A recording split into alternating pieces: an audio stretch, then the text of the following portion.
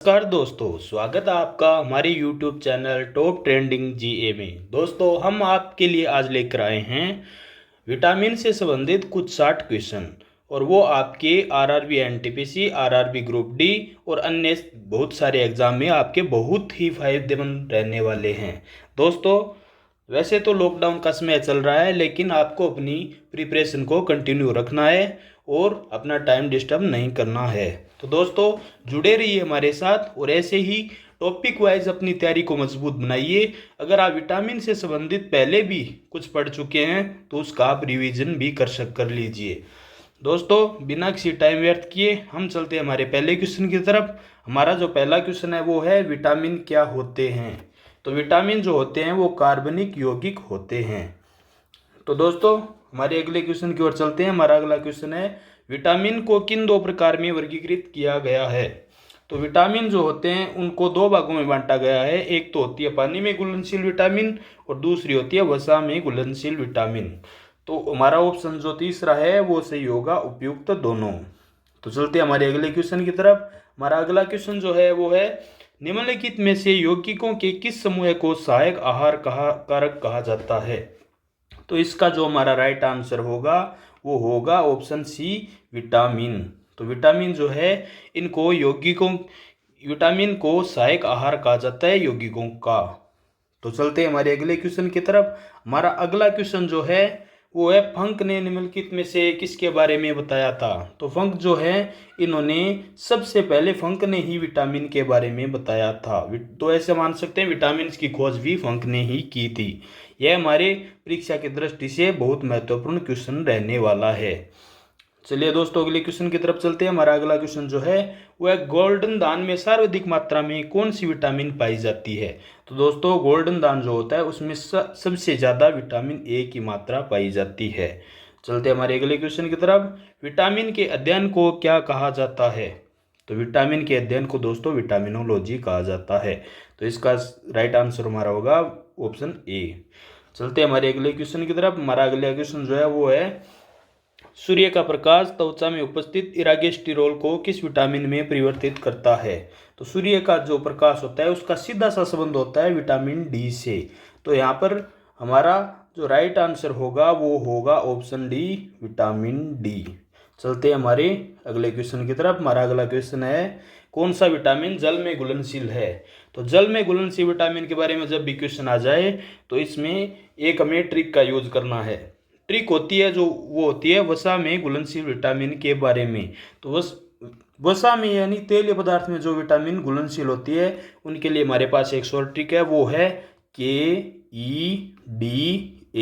ये जो KEDA केडा होता है ना, ये वसा में जो घुलनशील विटामिन होती है उनकी ट्रिक है। इनको छोड़कर जो भी विटामिन शेष बच जाती हैं वो होती है जल में घुलनशील। तो यहाँ पर बी भी है और सी भी है। तो हमारा जो राइट आंसर हो जाएगा वो हो जाएगा ऑप्शन सी। ऑप्शन सी हमारा राइट आंसर है, उपयुक्त दोनों। तो चलते हैं अगले क्वेश्चन की तरफ। हमारा अगला क्वेश्चन जो है वो है, कौन सा विटामिन वसा में घुलनशील होता है। तो वसा में घुलनशील विटामिन के बारे में हमने अभी आपको ट्रिक बताई थी, उसमें KEDA ये चारों ऑप्शन थे। तो यहाँ पर हमारा राइट आंसर हो जाएगा ऑप्शन ई, उपयुक्त सभी। चलते हैं हमारे अगले क्वेश्चन की तरफ। हमारा अगला क्वेश्चन जो है वो है, विटामिन कौन सी भाषा का शब्द है। तो विटामिन जो है वो लैटिन भाषा का शब्द है। विटामिन लैटिन भाषा का शब्द है। हमारा अगला क्वेश्चन जो है वो है, हमारा मानव शरीर कौन सी विटामिन का सबसे अधिक मात्रा में निर्माण करता है। तो हमारा जो मानव शरीर होता है वो सबसे अधिक सूर्य की रोशनी के द्वारा विटामिन डी का निर्माण करता है।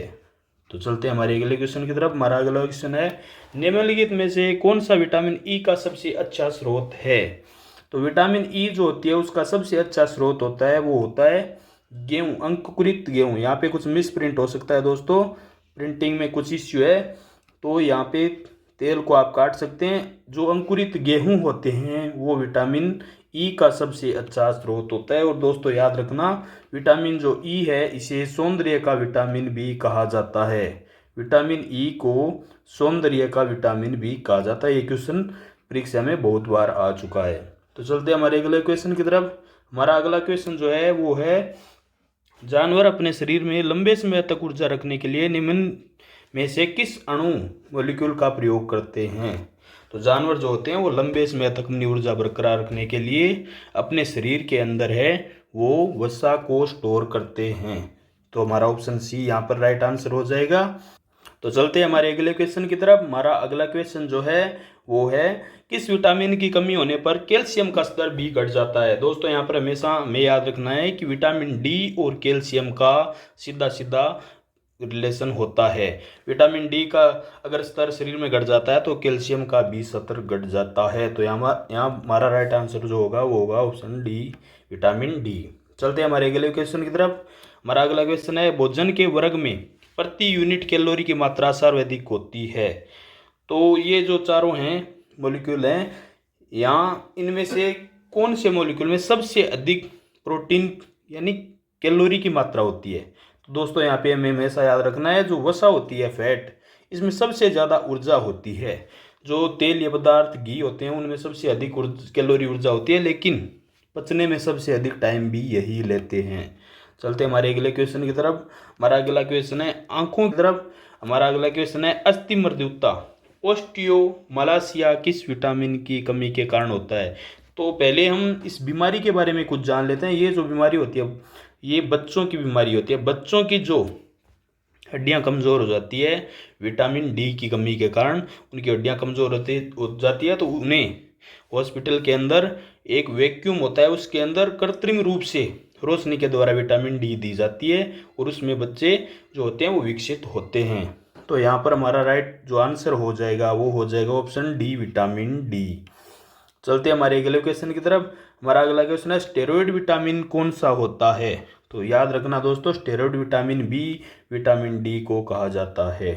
चलते हैं हमारे अगले क्वेश्चन की तरफ। प्रोथ्रोम्बिन के संश्लेषण में कौन सा विटामिन विशिष्ट भूमिका निभाता है? तो प्रोथ्रोम्बिन जो होता है उसके संश्लेषण में दोस्तों विटामिन के जो होता है वो विशिष्ट भूमिका निभाता है। तो यहाँ पे हमेशा हमें याद रखना है, ये हमारे कुछ मिसप्रिंट हो गया दोस्तों, विटामिन ई की जगह आप विटामिन के कर सकते हैं, कि इसका राइट आंसर होगा।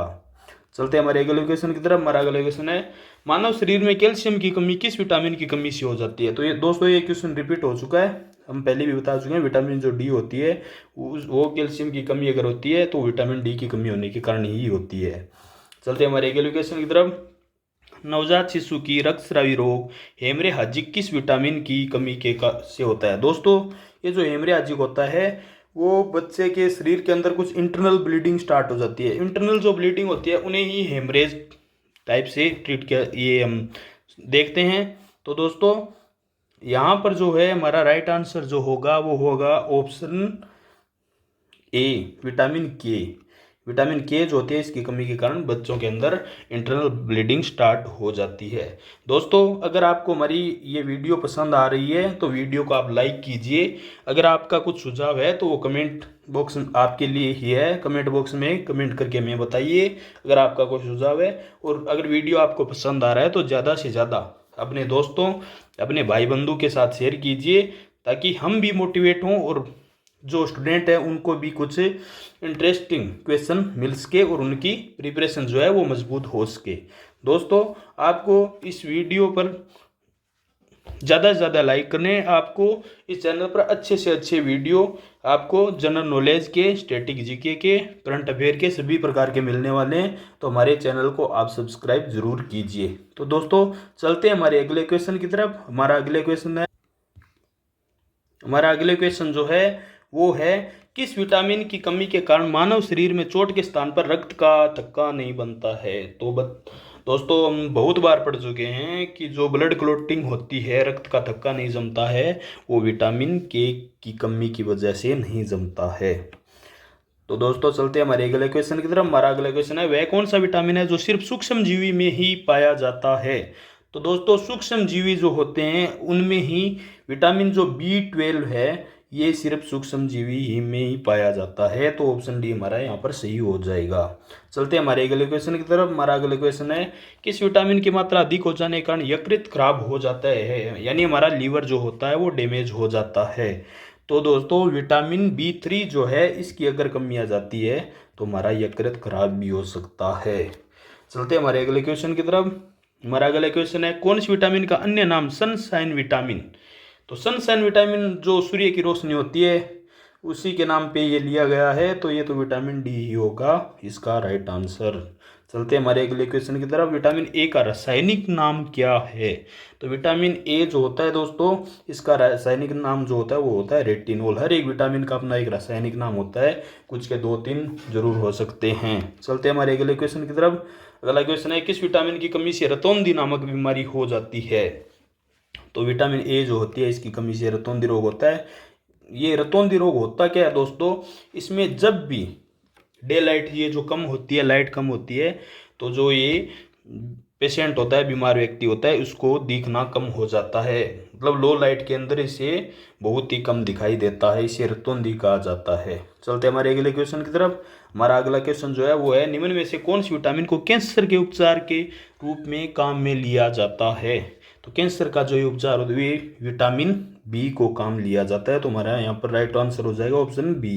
चलते हमारे अगले क्वेश्चन की तरफ। हमारा अगला क्वेश्चन है, कौन सी विटामिन का निर्माण मनुष्य की त्वचा में होता है? तो दोस्तों विटामिन का निर्माण जो त्वचा में होता है वो तो विटामिन डी ही होती है, और वो सूर्य की रोशनी के को ग्रहण करके इस विटामिन की निर्माण करती है। चलते हमारे अगले क्वेश्चन की तरफ। हमारा अगला क्वेश्चन है, सबसे तेज गति से बनने वाला विटामिन कौन सा है? तो दोस्तों विटामिन डी जो है यही सबसे तेज गति से बनता है, तो हमारा यहाँ पर राइट आंसर होगा ऑप्शन डी। चलते हैं हमारे अगले क्वेश्चन की तरफ। कौन सी विटामिन को सौंदर्य का विटामिन कहा जाता है? दोस्तों सौंदर्य के विटामिन के बारे में मैं आपको पहले ही बता चुका हूँ। सौंदर्य का विटामिन जो कहा जाता है वो विटामिन ई को कहा जाता है। चलते हमारे अगले क्वेश्चन की तरफ। कौन सा विटामिन मानव शरीर में संक्रमण रोकने में सहायक होता है? तो दोस्तों ये जो हमारे शरीर के अंदर इन्फेक्शन हो जाता है, इसमें हमें डॉक्टर क्या करते हैं, मल्टीविटामिन देते हैं। और मल्टीविटामिन जो होते हैं उसमें ज़्यादातर विटामिन ए होती है, ये संक्रमण यानी हमारे शरीर में इन्फेक्शन को रोकते हैं। चलते हमारे अगले क्वेश्चन की तरफ। विटामिन ए की कमी से होने वाली बीमारी रतौंधी को किस नाम से जाना जाता है? तो ये रतौंधी होती है, ये नाइट ब्लाइंडनेस होती है, और उसे निक्टोलोपिया के नाम से भी जाना जाता है। चलते हमारे अगले क्वेश्चन की तरफ। हमारा अगला क्वेश्चन जो है, किस विटामिन में कोबाल्ट पाया जाता है? तो दोस्तों विटामिन जो B12 होती है उसके अंदर कोबाल्ट पाया जाता है, और कोबाल्ट जो होता है इसका सिंबल जो होता है वो होता है CO। आपको याद रखना है, परीक्षा के लिए ये इंपॉर्टेंट चीज़ है। चलते हमारे अगले क्वेश्चन की तरफ। हमारा अगला क्वेश्चन है, विटामिन B2 का रासायनिक नाम क्या है? तो B2 जो होता है उसका रासायनिक नाम होता है राइबोफ्लेविन। राइबोफ्लेविन इसका रासायनिक नाम होता है। चलते हमारे अगले क्वेश्चन की तरफ। हमारा अगला क्वेश्चन है, मछली के यकृत में कौन सा विटामिन प्रचुर मात्रा में पाया जाता है? तो दोस्तों ये जो मछली का यकृत होता है ये विटामिन ए और बी दोनों का एक बहुत ही अच्छा सोर्स होता है। चलते हमारे अगले क्वेश्चन की तरफ। हमारा अगला क्वेश्चन है, विटामिन B12 का रासायनिक नाम क्या है? दोस्तों जो विटामिन B12 होता है इसका रासायनिक नाम होता है साइनोकोब्लामिन। ये इसका ऑप्शन है राइट आंसर होगा। चलते हमारे अगले क्वेश्चन की तरफ। हमारा अगला क्वेश्चन है, विटामिन H को और किस नाम से जाना जाता है?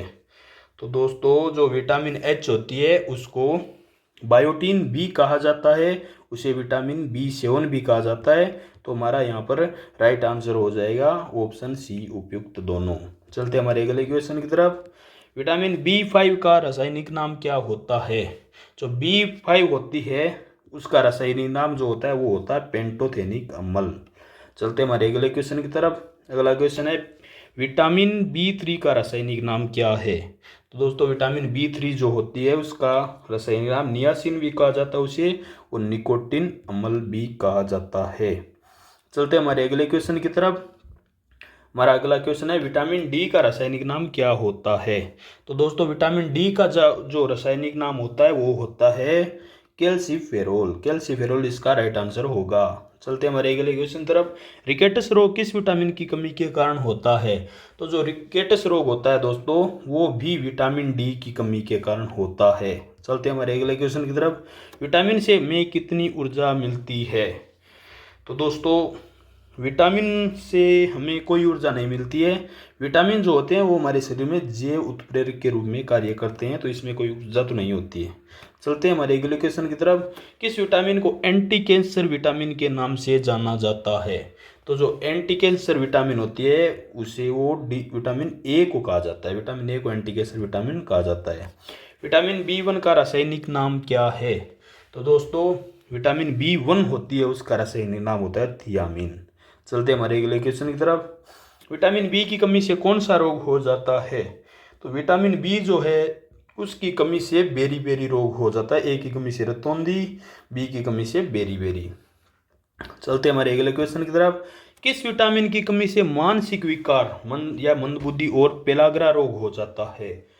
तो दोस्तों विटामिन जो B3 होती है उसकी कमी के कारण इंसान में मानसिक विकार हो जाता है, इसे पेलाग्रा भी कहा जाता है। आपको एग्जाम में ऐसा भी पूछा जा सकता है कि विटामिन पेलाग्रा रोग किस विटामिन की कमी के कारण होता है। ये परीक्षा की दृष्टि से इम्पोर्टेंट क्वेश्चन है, इसका आप स्क्रीनशॉट ले सकते हैं। चलते हैं हमारे अगले क्वेश्चन की तरफ। हमारा अगला क्वेश्चन जो है वो है मानव शरीर में RBC बनाने में कौन सा विटामिन मददगार होता है?